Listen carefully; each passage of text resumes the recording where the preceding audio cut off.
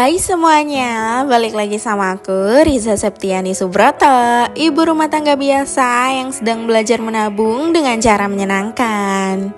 Kali ini aku mau cerita kalau kemarin malam aku habis beli emas batangan tapi yang cuma 1 gram doang.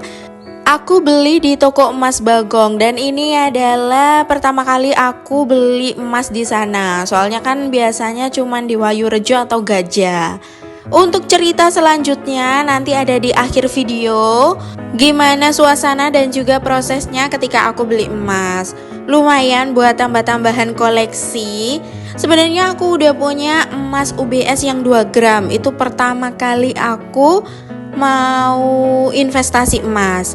Tapi mungkin memang bentuknya lama ya, bentuk sertifikatnya itu yang lama. Dan kemarin waktu aku lihat UBS dengan sertifikat yang baru, jadi aku coba aja. Karena di toko Bagong tidak ada antam. Maksudnya tidak ada antam dengan berat yang 1 gram. Adanya yang 2 gram dan aku nggak bawa duit yang banyak gitu loh. Akhirnya ya udah aku beralih ke UBS aja. Oke, di video ini aku nggak cuman cerita kalau aku beli emas ya, tapi di sini aku juga akan bahas tentang beberapa faktor penyebab kegagalan melakukan budgeting. Jadi buat kalian pemula atau buat kalian yang sudah mulai tapi sering gagal, kalian bisa simak video aku, jangan di skip ya. Nanti kalau ada pertanyaan kalian bisa langsung komen aja di kolom komentar. Di sini aku tidak bermaksud untuk menggurui karena kita sama-sama belajar. Aku pun belajar, aku juga sering gagal, tapi aku tetap selalu mencoba. Buat pembahasanku yang pertama yaitu faktor internal, kurangnya disiplin. Ini sih aku juga sering ya, kadang nggak mau nulis pengeluaran karena entah itu lupa atau males. Nah itu yang agak susah dan perlu dirubah, karena itu adalah faktor penyebab kegagalan budgeting yang paling besar. Untuk yang kedua yaitu kurangnya pengetahuan. Nah, kalau kita udah tahu nih, kita kurang informasi atau pengetahuan, lebih baik kita harus banyak-banyak searching, entah itu di Google atau sosial media apapun. Kita harus tetap mau belajar ya. Yang ketiga, kurangnya motivasi. Di sini kadang kita salah untuk motivasi kita saat kita lakukan budgeting. Nah, ketika kita salah motivasi atau kurang motivasi, kita pasti kurang semangat dalam melakukannya. Terus yang keempat yaitu kurangnya kontrol. Kurangnya kontrol atas pengeluaran dapat menyebabkan kegagalan budgeting karena sifat yang boros bisa menyebabkan kegagalan budgeting. Jadi cepat banget boncos. Oke, lanjut ke faktor eksternal. Yang pertama ada perubahan kondisi ekonomi seperti inflasi atau resesi dapat menyebabkan kegagalan budgeting. Terus yang kedua ada perubahan pendapatan. Jadi pemasukan kita entah itu menurun atau naik, itu juga bisa berpengaruh. Lanjut buat yang ketiga ada perubahan biaya hidup. Misalnya ada tambahan anggota keluarga atau biaya makan yang meningkat, tempat tinggal yang harus dibayar. Itu juga bisa mempengaruhi kegagalan karena kita ngerasa kayak pengen nyerah aja gitu karena terlalu banyak pengeluaran daripada pemasukan.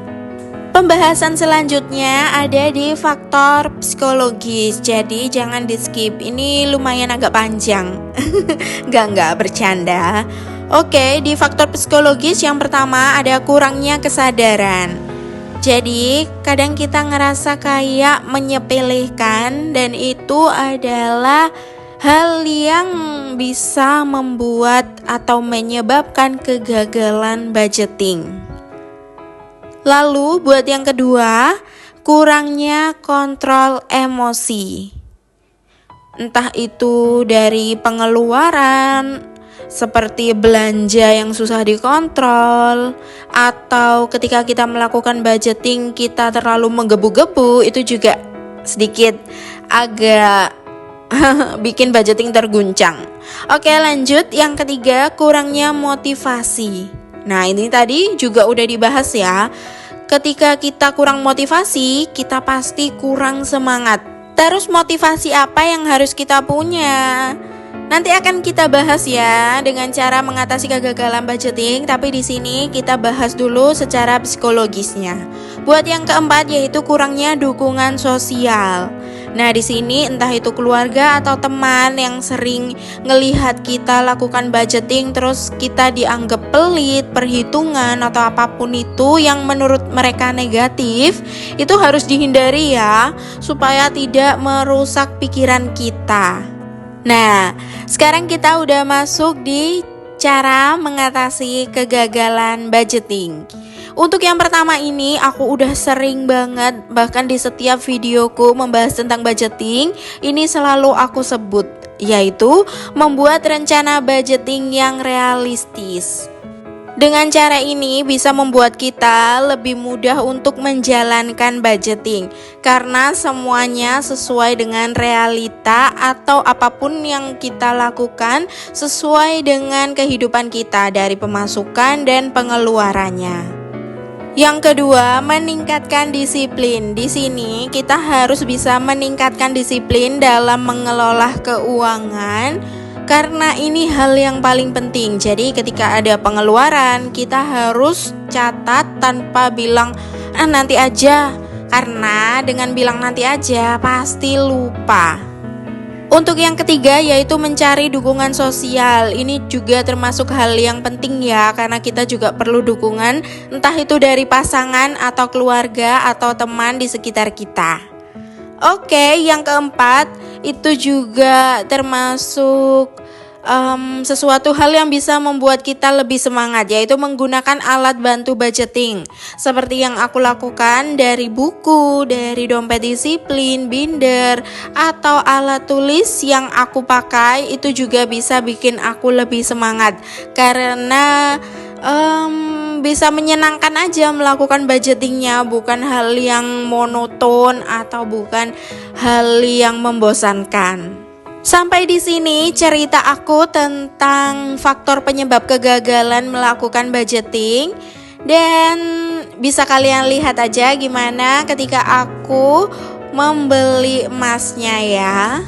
Sebenarnya aku tuh gak ada niat mau beli emas, tapi temen yang biasanya nitip emas Antam di aku itu kepengen beli emas Antam lagi. Tapi karena pak suami udah gak libur di hari Sabtu, jadi dia itu ngajak beli emas dan aku tawarin aja dia untuk beli di toko emas. Akhirnya kita berdua langsung berangkat aja di daerah Triorejo, langsung ke toko emas Bagong karena menurut aku di sini ongkosnya yang paling murah.